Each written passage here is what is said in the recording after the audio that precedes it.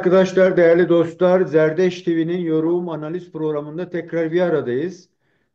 Bu yılın son programı diyebiliriz. Eğer yarın yeni bir görüşme gerçekleştirme olanağımız olmaz ise. Bu nedenle de ee, çok değerli bir konuğum var bugün yine. Özellikle de gerek Orta Doğu gerek Türkiye bağlamında bakıldığında birçok tartışma olanağımız oldu. E, Değerli konuğum Sayın Kurdo Baksi, gazeteci, aktivist Avrupa'da.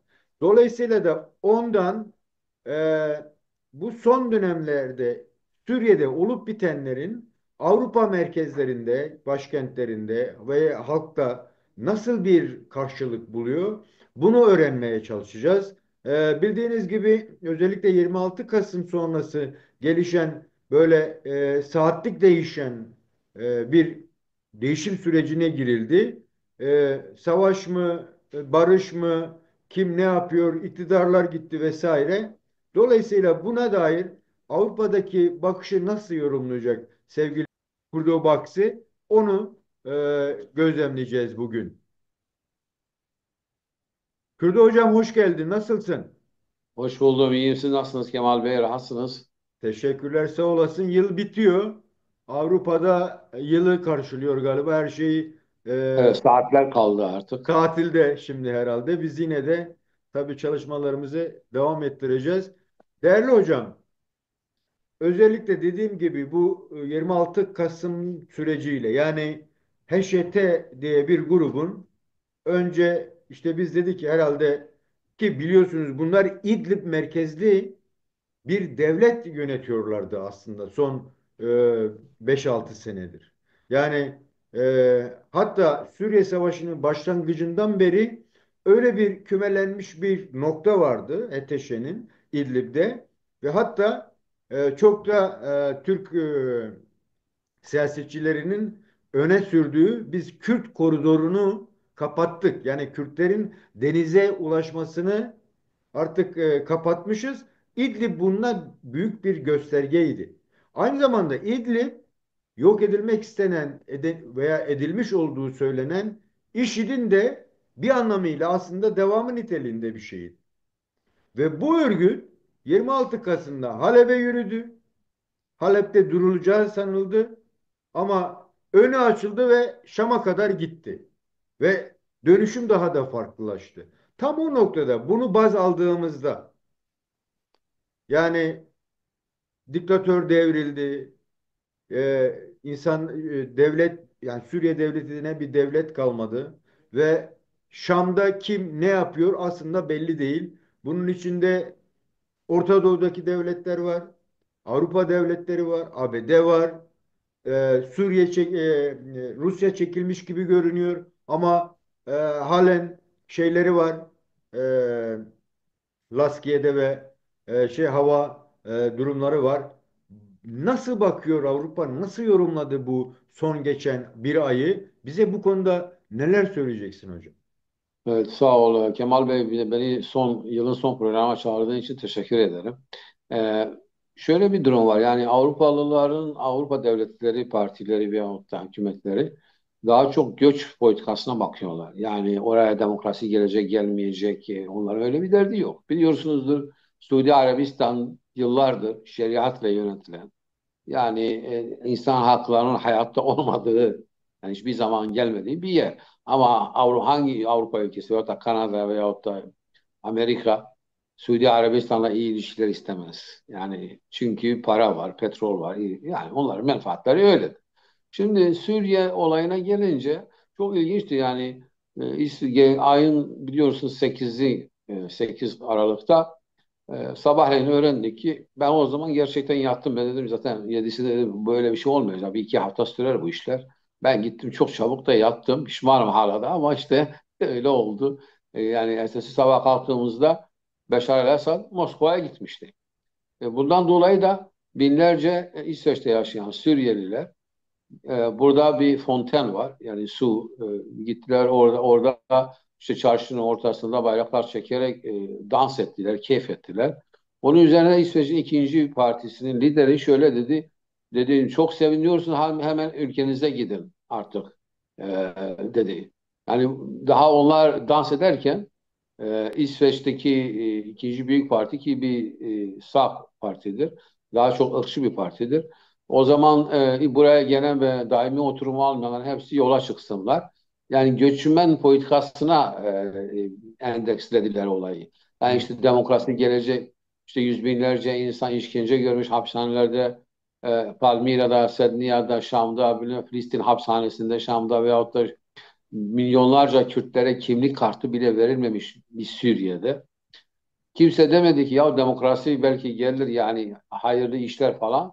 Aman aman nasıl olacak? Şimdi Almanya'da baktığımızda da yine öyle oldu. Hollanda'ya bakınca yine öyle oldu. Yani biz nasıl bir şekilde acele acele tabii ki yani bu Suriyelilerin geri dönmesi için onu sormaya başladılar. Şimdi 7-8 gün sonra ben İsveç'in büyük bir gazetesine şöyle bir yazı yazdım. Bir diktatör gitti, başka bir diktatör geldi. Bunun üzerine de ya millet de bana yazıyor ya niye keyfimizi bozuyorsun ya öyle şeyler yazma. Ben de e, yani dört grubun çok zor bir durumda olabileceğini yazmıştım tahminimi. Orada işte Hristiyanların, Alevilerin, Kürtlerin ve kadınların geleceği ne olacak Suriye?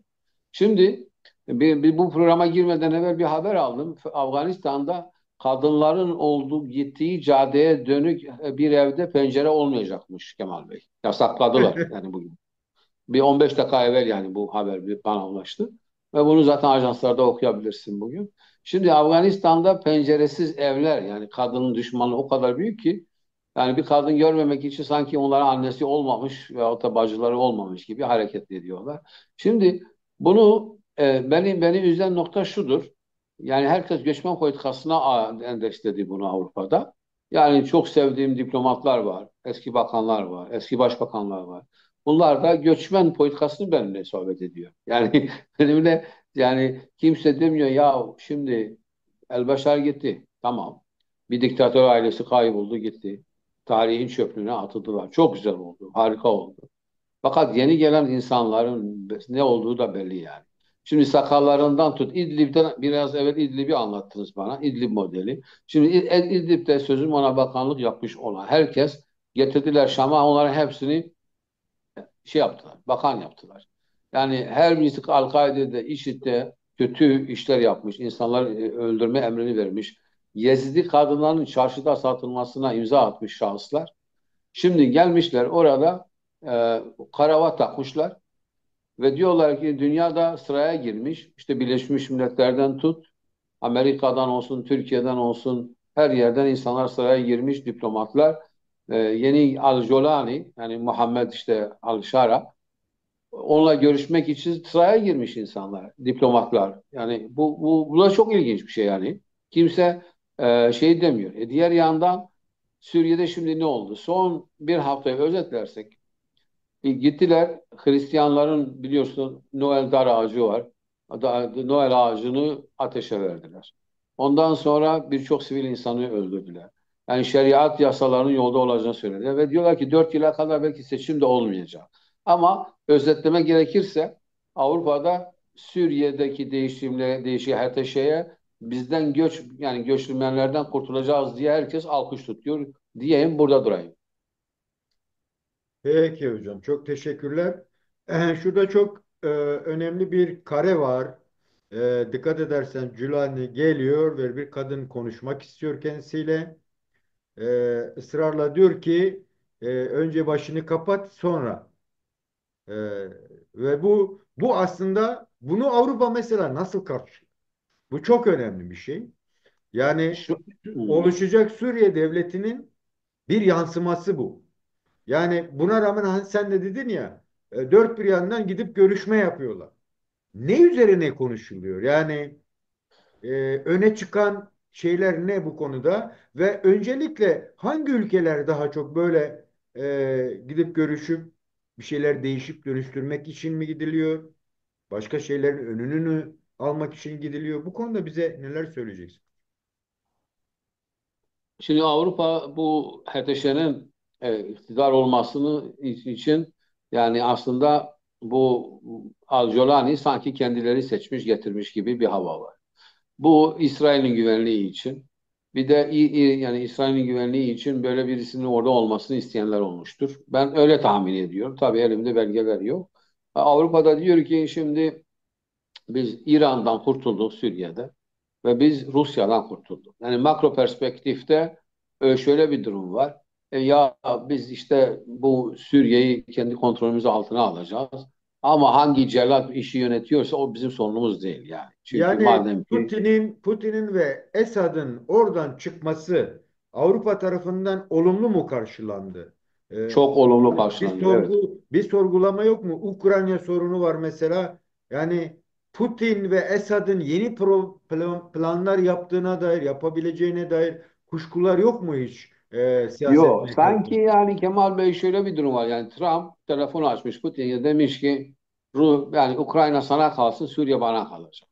Yani, ben öyle bir şey anlıyorum. Bu Yani konuşuluyor mu yoksa sizin bu şeyleriniz, benim tahminim ki yani bir iki izleniminiz? sene sonra herhalde bazı yerlerde okuyacağız ama şu anda elimizde o bilgi yok ama tüm her şeyi yani tüm parçalarını topladığın zaman her şey dikkatlice baktığın zaman tüm günlük olayları, telefonları, gelişmeleri niye bunu diyorum? Mesela yani Rusya Halep alındıktan sonra isteseydi birkaç yeri bombalardı mesela. Şimdi Hama'ya geldiler, Homs'a geldiler. Ne Rusya ne İran hiçbir şey yapmadılar. Çünkü Rusya İran'a dedi ki bak ben artık senin kolum ben gidiyorum. Hani şimdi Beşar ilginç ya Beşar'a yakın bir kaynak diyor ki Halep düştükten sonra Vladimir Putin Beşar'ın telefonlarına çıkmamış. Yani günde 15-20 kere aramış Putin'i. Yani bunlar bir ay evvel oluyor yani. Aramış demiş ki ya imdat yani ama demiş telefona çıkmamış çünkü karar vermiş adam. Telefonda ne diyecek? Sana yardım etmeyeceğim mi diyecek? Edeceğim de sonra etmeyeceğim mi yani ne diyeceğini bilmiyor.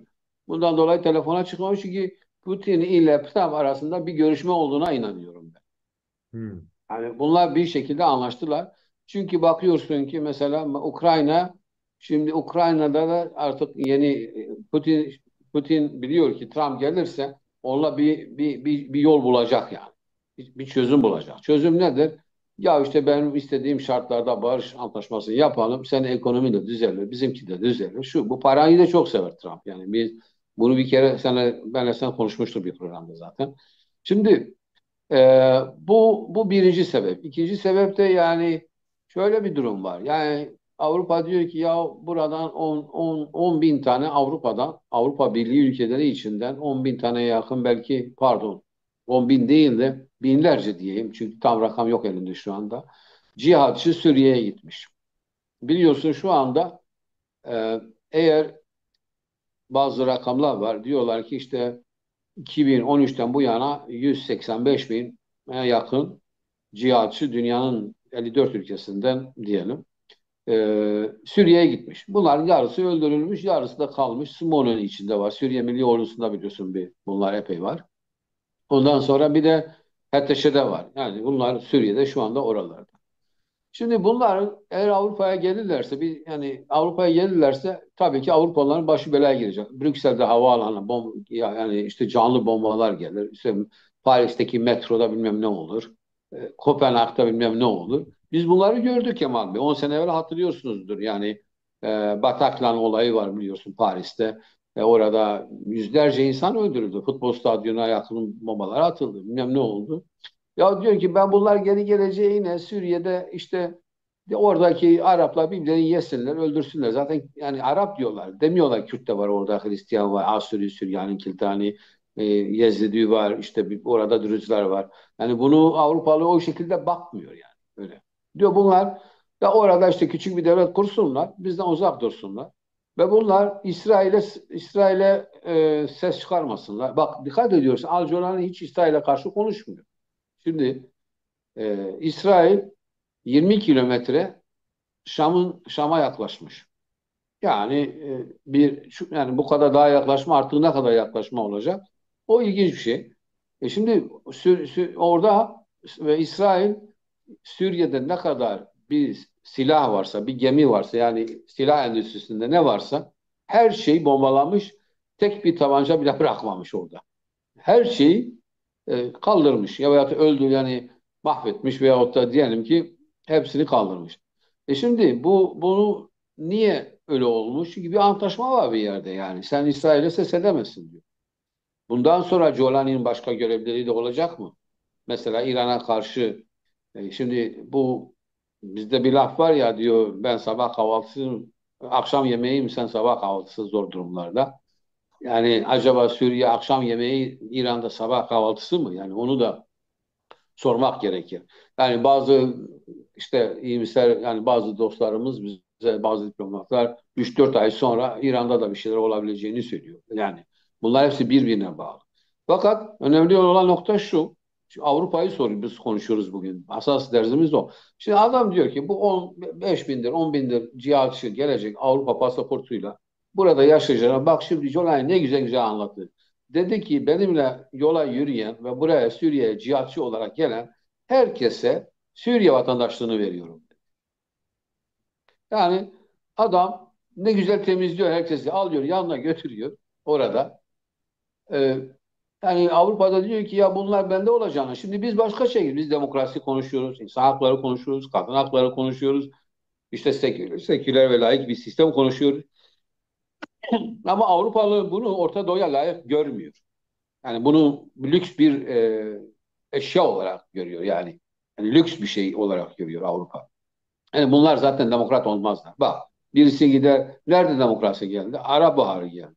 Tunus'ta ne oldu? Mısır'da ne oldu? Bahreyn'de ne oldu? Bilmem nerede ne oldu? Hiçbir şey oldu mu? Olmadı. 22 tane Arap ülkesinde hangisinde demokrasi var? Niye ben Peki illa zorla yaptım?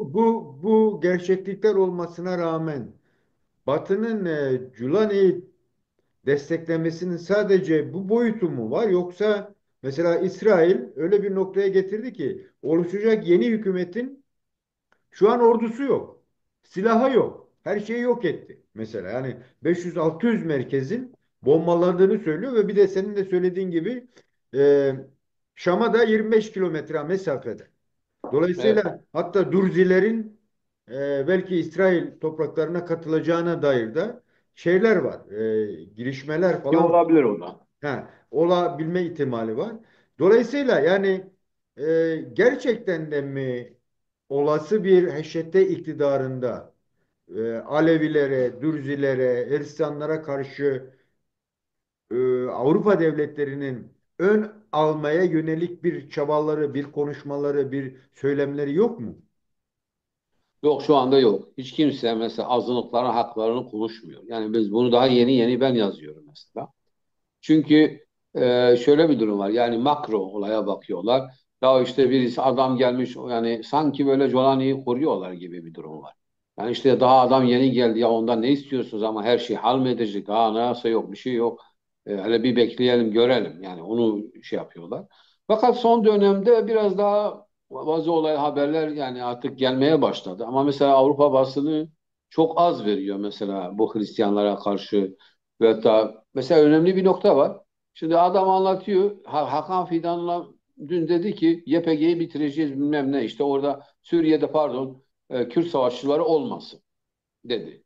Ve Kürt şöyle dedi. Dedi ki hatta Kandil'de pardon PYD'nin veyahut da Rojava yönetiminde herhangi bir yabancı olmasın orada. Yani PKK'nın kadroları orada olmasın. Türkçesi böyle oluyor galiba. Yani öyle bir şekilde dedi yani. Şimdi Kürtlerle ilişki boyutuna geleceğim de Ya, hocam. ama ben bir noktaya geleceğim. Şimdi Buyurun. önemli olan bu dünyadaki haber ajansları demiyor ki ya Suriye Milli Ordusu Suriye'dedir ve bunların %70'i yabancıdırlar. Ve bunları niye anlatmıyorlar mesela? Anladın mı beni yani? Ya Yani bunu söylemiyor. Suriye Milli Ordusu'nda sanki kaç tane Suriyeli adam var orada? Türk devleti bunlara maaş ödemiyor mu? Ödüyor. Ya 70 bin tane adama her ay Türk devleti yani Türk devleti maaş ödüyor.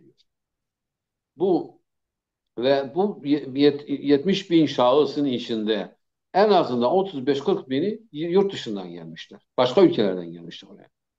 Yani işte biliyorsun Uygur var, Kazak var, Tacik var, Tunuslu var. Mesela bunların içinde çok Suudi Arabistan'ı da varmış duydum bu sabah. Bilmiyordum yani zannediyordum yalnız Hattiş'te de var onlar ama orada da var. Diğer tarafta da varmışlar. Şimdi bu insanlar gelmiş oraya. da bu ajanslar ne yapıyor? İşte Hakan Fidan'ın demecini veriyorlar. İşte PKK veyahut da YPG'nin içinde bir tane başka Kürt olmasın gibi. Yani veyahut da yabancı olmasın. Yani başka ülke. Mesela İran'dan bir Kürt gitmiş, katılmış, Kobani'de çatışıyor mesela. Veyahut da Diyarbakır'dan, Dersim'den giden genç Kürtlerimiz var. Biliyorsundur bunu. Yani gitmişler orada. 11 bin şehit varsa eğer bugün Kobani'de veyahut da Rojava'da 2014 yılında bunların epey, yani rakam vermek güzel olmaz, epey e, Kürdistan'ın dört parçasından oraya gitmiş insanlarımızdır. Ama şimdi Hakan Fidan diyor ki bunlar oraya gidemez. Tamam mı? Ya ama kardeşim sen getiriyorsun 54 ülkeden cihatçı getiriyorsun. Ve bunları Suriye ordusuna diyorsun bunlara. Ve hiçbir tane dünya lideri bugüne kadar Kemal Bey demedi ya Herteş'e gelmiş kendi ordusunu kuruyor. Bu Milli Suriye ordusu nedir? Nasıl böyle bir ordu olabilir? Bunu niye yani Erdoğan kapatmıyor? Bunlara demiyor evinize dönün silahlarını Şimdi alın. Kürdi hocam Hepsi. şöyle de bakmak doğru değil mi? Yani en azından ben öyle düşünüyorum. Bana katılmayabilirsin. Yani Evet. şimdi HDP'nin bana göre varlık sebebi senin şu an belki de senin benim belki de Avrupalıların anlayamadığı, anlamak istemediği, daha doğrusu anlamak istemediği bir durum var. HDP şu an son 2011 yılından beri süregelen Suriye Savaşı'nın SDG'den sonra yani Kürt güçlerinden sonra en ağırlıklı sözü geçen bir grup olması. Yani sözü geçen derken beğenip beğenmeme ile ilgisi yok bunun. Yani bir Anlıyorum, devlet anlıyorum. bir devlet Herteş'in deneyimi organizedir işte bir bilmem. devlet deneyimi var. Küçük, iyi kötü beğensek beğenmesek bir organizasyona sahip ve öbür güçlerin de kendinden küçük güçlerin de sürekli kendi içinde absorbe eden, eriten bir birikime sahip. Doğru. Dolayısıyla Avrupa buna öyle baktığını düşünüyorum ben. Yani HDP etrafında bunları birleştirmek, onun içinde eritmek, dolayısıyla senin varsaydığın şeyde mantıklı geliyor. Yani buradaki yabancı savaşçıların tümü benim ülkemde yeni kuracağım hükümette buranın vatandaşları olacak. Bu sevindirmesi lazım bence Avrupa'nın. Dolayısıyla Avrupa bu konuda da destek olmuyor mu? Belki de onun için konuşmuyor bunu. Dolayısıyla İşte ben de onu diyorum yani yani arı bal meselesi yani HDP şu an bir bal, o savaşçıların hepsi de birer arı kendilerine toparlaması çalışıyor. Burada oyunu olabilir. bozan aslında ÖSO değil mi? Yani Türkiye'nin denetiminde 30-35 tane grubun olduğu söylenen e, SMO diye değiştirildi. Yani Suriye Milli Ordusu. Onun HDP ile nasıl bir ilişki kuracağı konusunda bir şeyler söylüyorlar mı peki? Yo işte onu diyorum yani bunu Suriye Milli Ordusu ağzına almıyor kimse. Hmm. Hiç kimse bunu konuşmuyor. Çünkü Erdoğan'la aralarını bozmak istemiyorlar. Diyor ki ben bunu anlatırsam.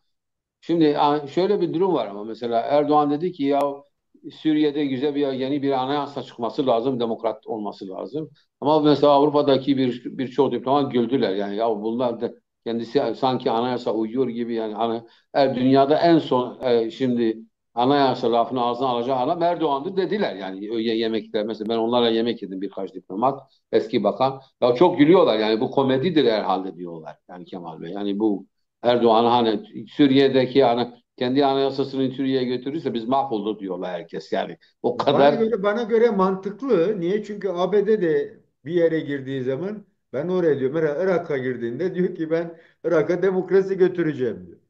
Evet, evet. Ama Evet. 30 senedir Irak'ta demokrasi denen bir şey yok yani. Türkiye Aynen aynen onu diyorum. Fakat yani burada ilginç olan şudur şimdi bu Suriye Milli Ordusu'nu veyahut da HTŞ ile ilişkileri falan bir şey demiyorlar. Fakat şöyle diyorlar yani diyorlar ki yani barışın gelmesi lazım. Yuvarlak laflar söylüyor herkes. Mesela biliyorsun Avrupa Birliği'nde de bir heyet oraya gitmişti. Bunlar şöyle diyor ki Erdoğan ile Öcalan şu anda bize lazım. Bunlar göçmenleri alıyorlar. Ve bu sefer çok az para aldı. Bahşiş aldı Erdoğan. Yani 1 milyar. Yani genelde 3-4 milyar alırdı. aslında şu an Sayın Erdoğan Avrupa devletleri içerisinde hani belki halk için değil ama yöneticiler tarafında çok değer verilen bir konumda. Çünkü bir Esad gibi bir yönetimi orada onun etkisiyle, yani HTT'yi yönlendiren Yardımıyla. yani Türkiye olduğu düşünüldüğü için. ÖSO ile senin söylediğin o korkuları dizginlediği için, işte yarın öbür gün bunlar Avrupa merkezine gitmeyecek. TC'nin dolayısıyla Erdoğan'ın denetiminde bir güç. Dolayısıyla Erdoğan tutulacak. Üçüncüsü, çok önemli, Rusya'nın oradan çekilmesinin büyük bir payı var Türkiye'nin. Dolayısıyla yine Sayın Erdoğan öncelenmesi ve korunması gerekiyor. Dördüncüsü, İsrail'in güvenliği çok önemli o bölgede.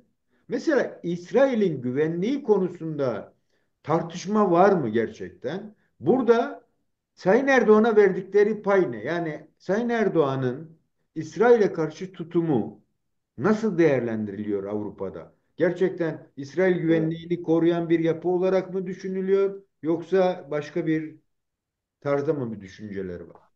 Yani şimdi Avrupa'da Erdoğan'a şimdi şöyle bakıyorlar. Yani bu adam bize lazım. Niye lazım? Çünkü bu tek adamdır. Başka birisi gelirse göçmenler konusunda başka yani bir koalisyon hükümeti gelir. Daha tehlikeli olur o işler. Mesela yani CHP gelirse tek başına iktidara gelemez. Kontrol edemez. Birkaç küçük partiyle beraber kuracak. Bunların içinde diğer Ümit Özdağ diye gibi birisini de alabilir biliyorsun. Biliyorsun Kemal Kılıçdaroğlu zamanında Ümit Özdağ'la antlaşma bile yaptı yani. İçişleri Bakanlığı'nı ona verecekti. İşte Kürtlere hak vermeyin bilmem ne gibi.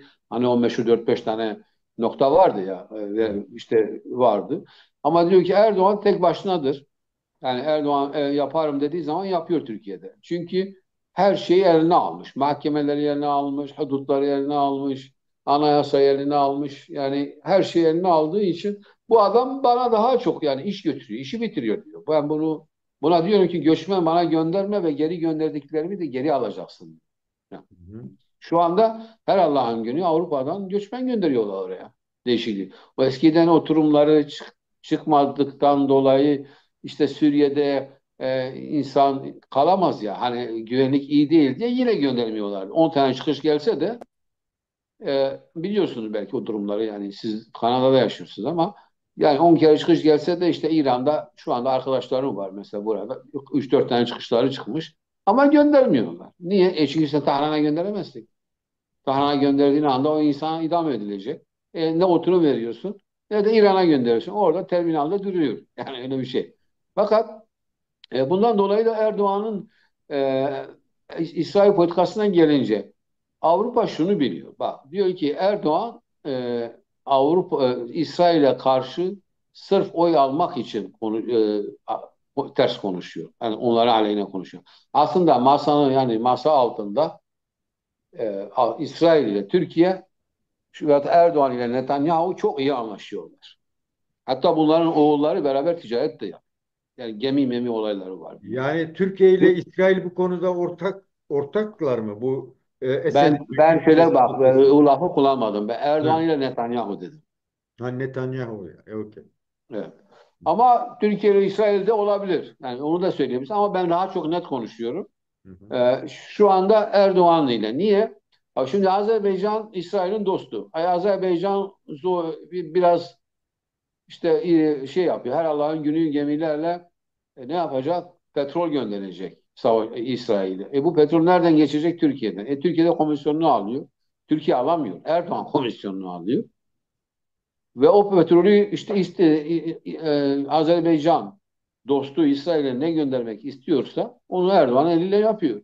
Şimdi eğer Erdoğan İsrail karşıtı olsaydı yani bu nasıl olur da bu petrolü mesela götürür oraya verir veyahut da silahları götürür.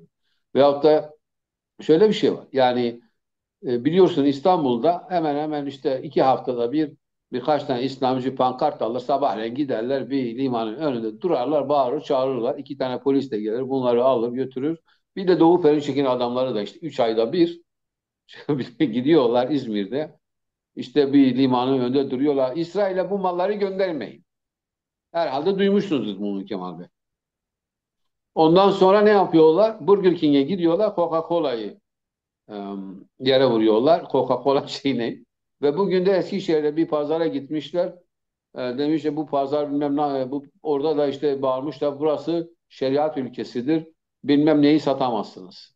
Yani Coca-Cola ile uğraşıyorlar Burger King'de. Veyahut da işte e, şey hattı Starbucks.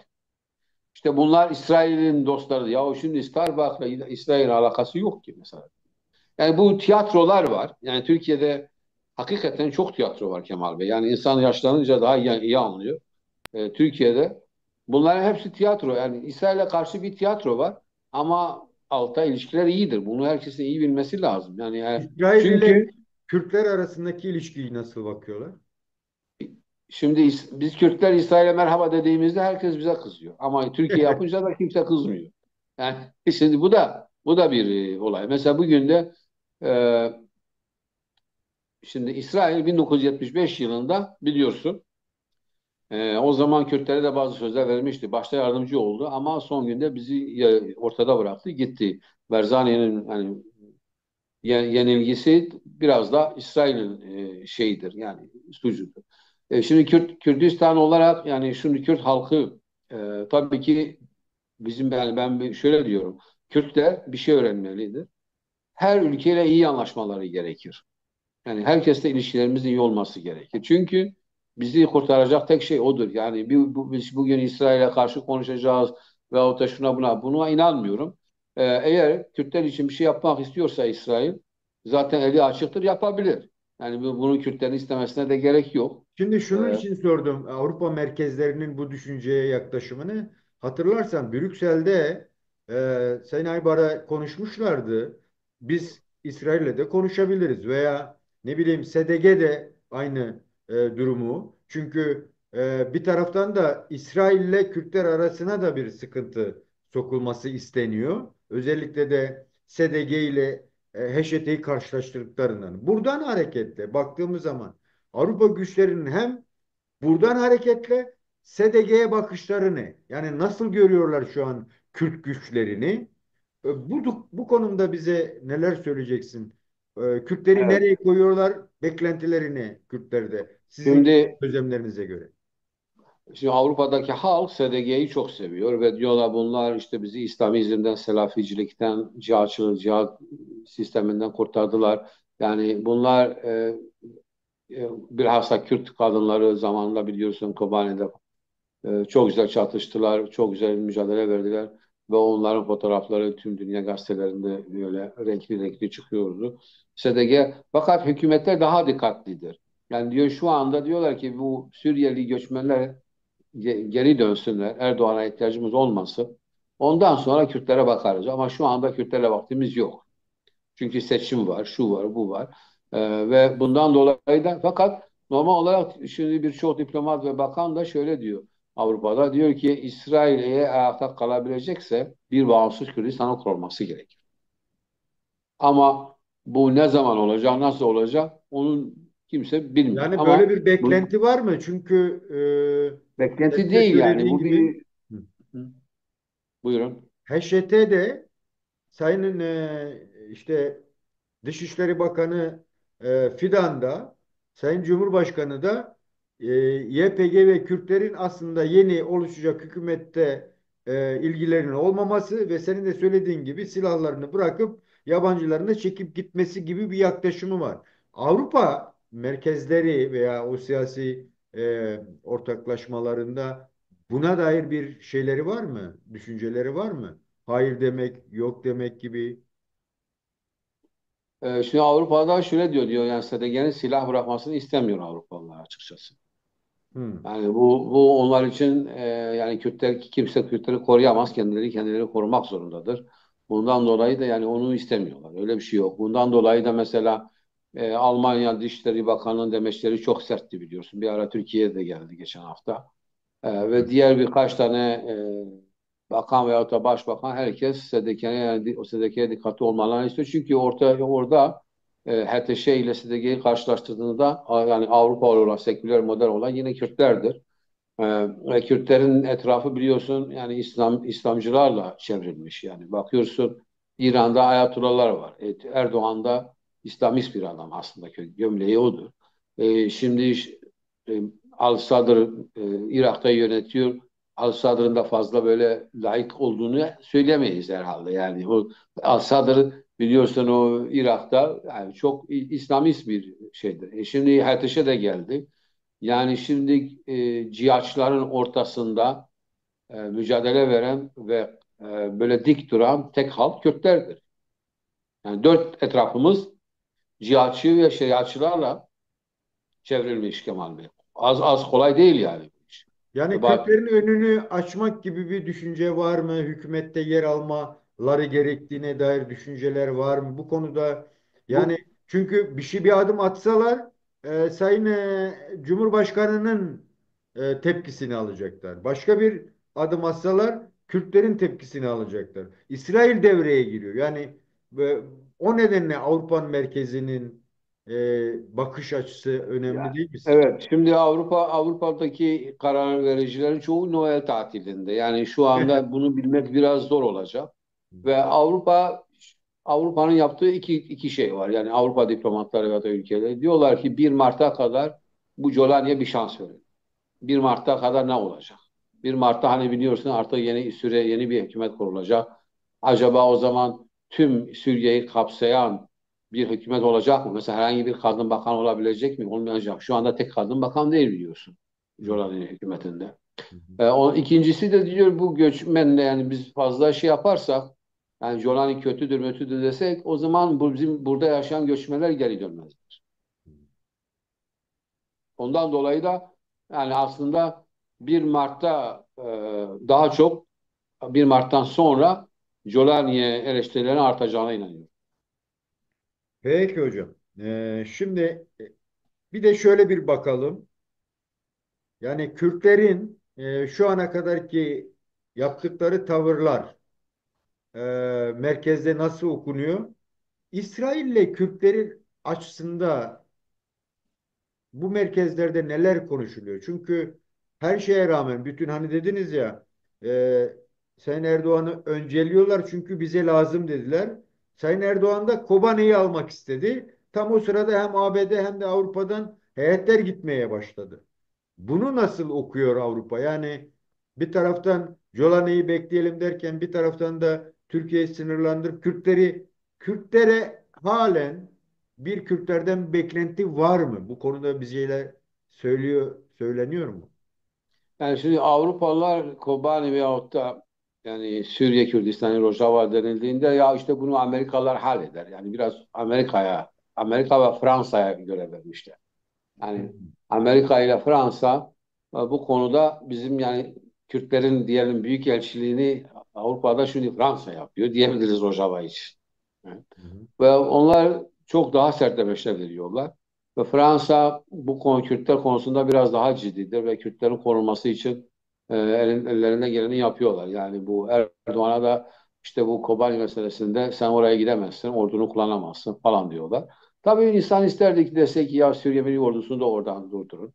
Şimdi 70 bin tane cihatçı Ankara'dan maaş alıp Rojava'da cirit atıyor. Yani bunların da tek bir derdi var. Kürtler işte devlet sahibi olmasınlar. Tabii ben o detaylara girmeyeceğim. Çünkü burada bu son günlerde bu Suriye Milli Ordusu'na ayrılanlar da çok var Kemal Bey. Çünkü artık yani bunlar diyor ki ya ben Suriyeliyim mesela. Ben evime de geri döneceğim.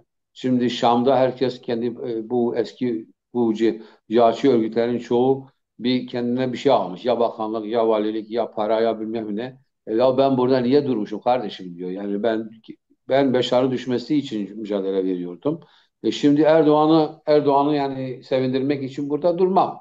Yani bunu da bilmen lazım. Yani epey cihatçı veyahut da diyelim Suriye Milli Ordusu'nda olan insanlar e, SİMO'yu bırakıyor ve geri O gidiyor. şeyden Yani de karşılan bir o Takra barajı vardı ya o köprünün SDG tarafında bırakılmaması yani mücadele edilmesi. Evet. Karakoz He, Köprüsü, Karakoz Karakoz'dan. meselesi Bir de bir Pişkin Barajı var. Tişrin Barajı bir de Menbiş'teki durum. Burada çok ağır yenilgi aldı Suriye Milli Ordusu. Yani dolayısıyla oradan ikincisi de SDG'nin yine açıklamaları var. Yani genel SDG'nin değil aslında komutanlığın. Diyor Hmm. ki Suriye Savaşı başladığından beri Kürt bölgelerine getirtilen halkın kendi Homa'dan işte Halep'ten Evine gelip dönmek istiyorlar. eve dönmeleri gerekiyor deniyor. Yani Evet. isteyenlere de biz Ama Türk yardımcı ordusu olacağız. bırakmıyor Bu mesela konuda Afrin'den çıksınlar başka yere. Türk ordusu gidiyor onlara diyor ki sen gidemezsin buradan. Burada kalacaksın Avrupa'nın diyor. bu konuda çalışması var mı? Ya Bunu Avrupa sana dediğim gibi hiç ilgilenmiyor. Yani diyor ki göçmenler buradan gitsin. Avrupa'da göçmen kalma. Yani Suriyeli göçmen istemiyoruz. Bunlar çok yani entegre olmaları çok zor ve korkuyorlar bunlardan. Fakat şu anda oraya kadar öyle detaylı gelmemişler Avrupalılar. 1 Mart'a kadar Jolani'ye bir şans verelim. Kobani düşmesin. Sembolik bir yerdir. Yani o konuda epey entelektüeller var. Mesela bugün şu anda sizinle konuşmadan evvel bir yazı makale hazırlıyordum. İsveç'in birkaç entelektüeli imza atacaklar. Kobani düşmesin, Erdoğan eline geçmesin diye bir e, hatta yani işte ya da bu yazı herhalde yarın değiştirecekler. Uçuş bölgeleri yani yani Suriye'de hiç kimse yani Suriye'nin Rojava'da uçuş yasağını Birleşmiş Milletler'den isteyeceğiz mesela bu hafta. Onun üzerine hazırlıklar var. o geçerli Entelektüeller bunu kazanır mı? Onun olma ihtimali, olasılığı ne? Yani o siyasiler arasında da konuşuluyor mu o, yoksa sadece sivil girişim olarak mı öne çıkıyor? bir saniye. Bu bir sivil şu anda sivil bir girişim ama galiba eğer biz bunu Fransa'ya anlatabilirsek Fransa bunu yapabilir. Hemen çünkü Rusya'da artık eskisi gibi Erdoğan hayranı değil. Ve Beşar'ın da yani hayranı değil. Telefonları Evet. çıkmıyor hala biliyorsun. Putin. Şimdi bu durumda Rusya'nın da evet diyeceğine inanıyorum. Yani yasak uçuş bölgesi olursa Mazlum Kabani hakikaten çok iyi bir generaldi ve iyi bir savaşçıdır. Ve Türk ordusu hiçbir şey yapamaz orada. Hani bizim için o dronların da tabii yasaklanması. Yani uçuş dediğimiz zaman hem dronlar hem uçakların yasaklanmasını istememiz lazım. Evet. Burada tek bize öncülük yapabilecek, sahip çıkabilecek ülke şu anda Fransa'dır. Hmm. Yani eğer onu Fransa'daki arkadaşlar iyi çalışırlarsa böyle bir şey yakında olabilir. İngiltere'nin tutumu ne bu konuda hocam?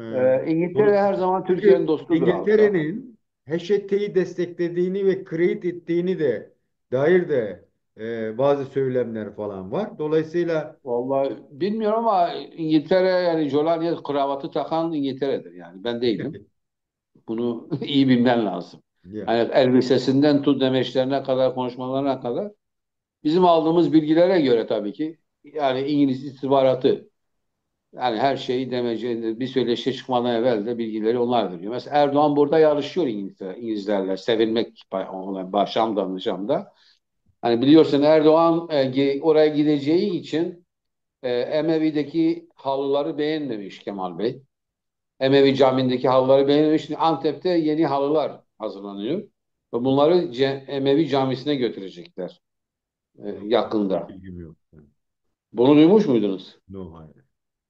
Ha, bunu yani açık basında da okuyabilirsin bugünlerde yani şey yapabilirsin. Şimdi yani birisi cami götürüyor. Camideki hangi halıyı yani oradaki yıllardır yani meşhur bir camidir orası. İşte kırmızı halıları beğenmemişler. Bizim oraya giden bazı insanlar. Ondan dolayı da hani o halılar oraya gitmeyene kadar Erdoğan da oraya gitmeyecek. Onu sana söylemek istedim yani asas. Yani Anladım. diyeceğim şu. Fakat İngilizler yani İngiltere ile Türkiye ve arasında böyle Jolani hangisini daha çok seçecek öyle bir yarışma da var şimdi. Hmm. Peki hocam. Peki son olarak şeyi sorayım. Fransa ve Almanya özellikle hem Türkiye Cumhuriyeti Kürtlerin yeni oluşacak devlette yer almamasını istiyor ve kendilerini feshetmesi gerektiğini iddia ediyorlar. Hatta bu senin bahsetmiş olduğun ÖSO'nun başarısızlıklarından dolayı da Hakan Fidan direkt diyor ki işte bu işi Kürtlerle savaşı veya Kürtlerle mücadeleyi HŞT halledecek gibi bir açıklaması var. Dikkat edersen eğer konuşmalarına. Dolayısıyla Evet. HŞT'ye havale edilmiş o. Ama aynı zamanda Kürtlerle Türklerin içerisinde hareket eden ÖSOMO'nun üzerinin içinde olan bir Kürt grubu da var. Yani Antep'te işte hükümetleri vesaire var. Ee, Ama Orada Smo da grubu içinde değil, ayrıdır o. Enekese'yi karıştırmayasın yani sonra. NHKS'ye bağlı şeyler. Ben öyle düşünüyorum. Sen Yani Smo katılmayabilirsin. ile birbirine katma yani. Onlar tam Yok. ayrı şeyler. Ama o Kürt gruplarının onun içinde olduğunu ben tahmin ediyorum, ediyorum. Ya öyle bir şey yok yani. Evet. Katılmayabilirsin ama e, Evet. Enekese ile SDG'yi barıştırma çabaları var. Bunun gerekçeleri ne? Yani Evet. SDG'ye mi yardımcı olmak yoksa gerçekten Güney Kürt siyasetinin Suriye'ye de taşınmasını mı isteniyor? Yani orada iki farklı ordu mu oluşturmak istiyorlar? İşte Peşmerge'nin gelişiyle falan. Buna dair neler tartışılıyor hocam? Şöyle bir şey var yani bunu başta biliyorsunuz ki Enekese Türkiye'ye yakın çalışıyor. Yani onlarla diyelim ki iyi ilişkilerdedir. Çünkü bunu Irak KDP'si öyle istiyor. Öyle olmuş. Yani Barzani'ye bağlı güçlerdir. Ve oradaki Enekese diyor ki onlar Federal Kürdistan istiyorlar zaten. Aslında Enekese'nin istediği YPG'nin istediğinden daha fazladır. Yani Türkiye'ye daha çok zarar verebilecek. Yani eğer öyle tartışmak istiyorsak yani onların o demokratik cumhuriyet diyor, bu federal devlet diyor. Fakat işte yani e, Türkiye diyor ki beni dinlemeyenler işte yani benim hani o başka bir konu. Oraya girmeyeceğim ama bazı devletler şöyle diyor yani Fransa'dır, Almanya'dır, Amerika'dır. Ya işte Türkiye'nin elindeki illa o Türkiye'nin söylediği işte bunları şeydir, teröristtir, şudur budur o lafları olmasın diye enekesiyle aynı pakete koyarsak ve bunları Şam'a gönderirsek o zaman Türkiye o kozu elinden çıkaracak yani. O kozu bize karşı kullanmayacak. Ya şimdi 101 yıldır Türkiye'nin söylediği lafları dinliyorsunuz. Ayıp değil mi? Bu ne kozlardı? Yani nedir? Yani ben çok üzülüyorum böyle durumlarda. Yani artık analist olmaktan çıkıyorum.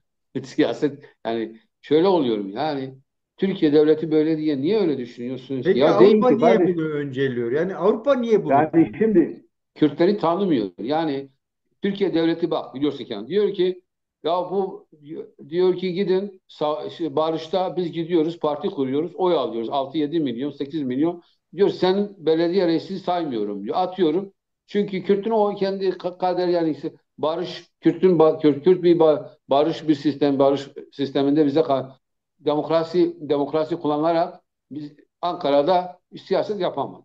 O zaman dağa çıkıyoruz. Dağa çıkınca da ne diyor bize? Terörist diyor. Şimdi parti kuruyoruz terörist diyor. Oy veriyoruz terörist diyor. Milletvekili oluyoruz terörist diyor. Belediye reisi oluyoruz bize terörist diyor. Ya kardeşim sen teröristsin.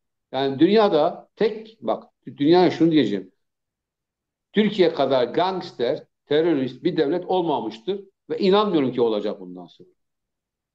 Niye? Çünkü diyor sen Kürt yoktu diyor. Bak şimdi gelmiş ya bugün anlatıyor ki diyor ki Kürt sorunu yoktur.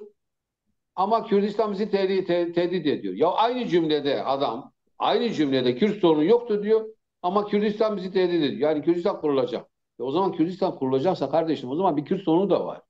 Bunlar Osmanlı, Bizantin oyunlarıyla yani Bizans oyunları bitmiyor. Yani onun için de ben şey üzülüyorum. Bak 101 yıldır Atatürk'ün İsmet İnönü'ydü bilmem kimdi Demirel Ecevit bunlar hepsi aynı şeyi söylediler. Avrupa ve dünya bunlara söylemelidir. Kardeşim sen yalan söylüyorsun. İşte söyleyemiyor mu? Enekese de aynı şeyi söylüyor bugün.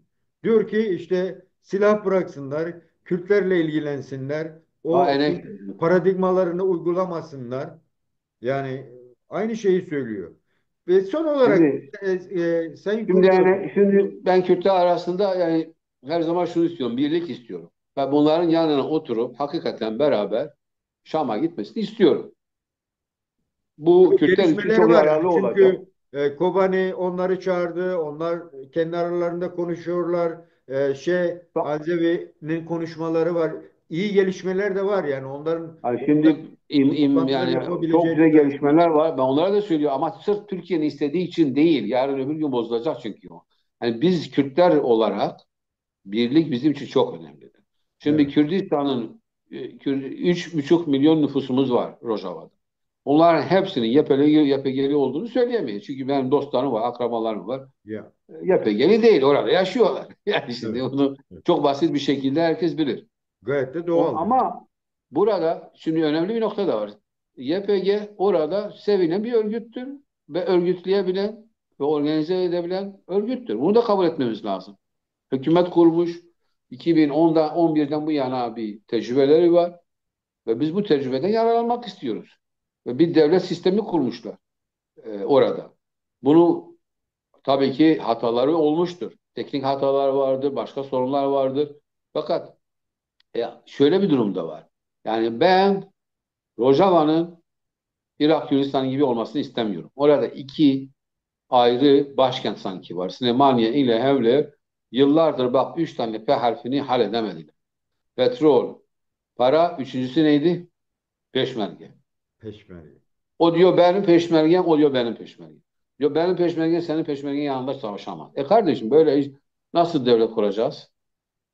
Petrol parası diyor benim bölgemde çıkan petrol parasını ben yiyeceğim. O da diyor ben yiyeceğim. Suriye'de de sanki öyle bir şey var. Nasıl? Suriye'de de Şu an kendi diyor ama bölgesini. Suriye'de biz bu Irak Kürdistan'daki durumu yani oradan bir şeyler öğrenmemiz lazım. Bir daha hiçbir Kürdistan hiçbir yerinde böyle şeyler olmasın. Rojava'nın gerçekten şu anda eğer beraber Enekese ile YPG yan yana gelirlerse bu tüm Rojava için ve tüm Orta Doğu için ve tüm dünya için çok güzel bir gelişme olacak. Ben bunu gerçekten istiyorum. Ama Türkiye devleti zorladığı için değil veyahut da istediği için. Hiçbir zaman Ankara ne diyorsa onu yapmamamız gerekir. O zaman biz bir halk oluruz. O zaman bir ulus oluruz, bağımsız bir Kürdistan oluruz. Peki hocam. Kadir hocam, Kurdu hocam çok vaktini almadı umarım. Son olarak bir soru daha sorup bu çalışmayı bitirelim bugün. Şimdi yıl sonu bitti. Yeni yıla başlayacağız. Yeni umutlar içeriyor bu. Size söylesek ki yani bu son bir ayı Avrupa'ya anlatmak için böyle kısaca ne anlatmak isterdin? Avrupalıların bilmesini istediğin net böyle kısa cümlelerle Evet. şunları anlamaları gerekiyor veya nasıl anlatabiliriz? Yani bu aynı zamanda Kürtler nasıl diplomasi yapabilir anlamına da yorabilirsin. Neler söylersin? Ben Avrupalılara şunu diyeceğim. Rojava'ya sahip çıkmalarını isteyeceğim. Çünkü Rojava'da çok uluslu, çok kültürlü, feminist, demokratik ve eşit bir toplum var. Ve biz eşit bir otonomi var. Ve Rojava'ya diyeceğim ki cihatçılar ile modern Kürtler arasında modern Kürtleri seçin. Ve Suriye'de ve Orta Doğu'da barış istiyorsanız Kürdistan kurulmalıdır. Ve Kürtler şu anda cihatçılar tarafından işgal edilmişlerdir. Sağında cihatçı var, solunda siyasi her yerinde. İran'da, Irak'ta, Türkiye'de, Suriye'de. Onun için de Kürtlere sahip çıkın. Kürtlere sahip çıkınca dünyaya sahip çıkıyorsunuz ve insanlığı kurtarıyorsunuz. Ben bunu anlatacağım gelecek sene. Her görüştüğüm Avrupa'da. Peki hocam çok teşekkür ediyorum. Değerli dostlar, bugünkü e, yıl sonu programımızı da bitirmiş oluyoruz. Değerli konuğum Kurdo Baksi'ye çok teşekkür ediyorum. Avrupa'dan izlenimlerini, belki kulis bilgilerini bizimle paylaştığı için çok teşekkür ediyoruz kendisine. Umutlu bir bekleyişi de olduğunu görüyorum. Umarım ki öyle olur. Belki seneye, önümüzdeki sene yapacağımız programda bugün çok önemli bir gelişme oldu ülkede. Çünkü DEM Parti'nin vekilleri bugün gittiler ve Sayın Öcalan'la görüştüler. Ancak henüz neler konuşulduğunu, neler öncelendiğine dair bir bilgiye sahip olmadığımız için bugün bu konuyu ele alamadık. E, Belki önümüzdeki günlerde kendisiyle tekrar görüşüp hem Avrupa ile beraberki bakışını da kendisinden öğrenmek isteriz. Gürde Hocam çok teşekkür ediyorum. Vakit ayırdın. İyi seneler diliyorum sana. Görüşmek üzere, hoşça kal diyeyim ben. Ben de sana güzel bir sene diliyorum. 2025 yılı inşallah her istediğin şey o yol olsun. İyi akşamlar. Teşekkürler hocam, hoşça kal. Hoşça kal.